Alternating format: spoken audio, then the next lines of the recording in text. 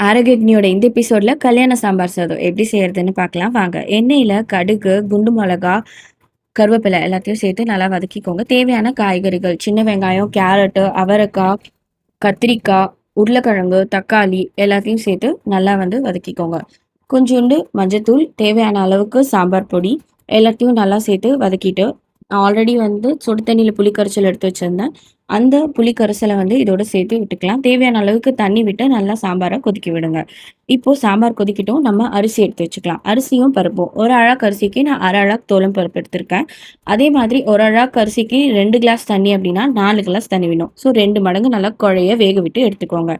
இப்போது நம்ம குக்கரில் 4 சவுண்டு விட்டுக்கலாம். குழைய வெந்துடும்.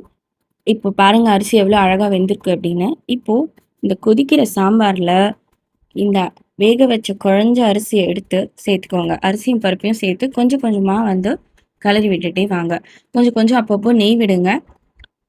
இப்போ தேவையான அளவுக்கு உப்பு, அதுக்கப்புறம் கடைசியில் பெருங்காயத்தை அப்படி தூவி, கொத்தமல்லி தூவி சாப்பிட்டு பாருங்க, சுவையாக இருக்கும். பிடிச்சிருந்தா நான் ஃபாலோ பண்ண மறக்காது.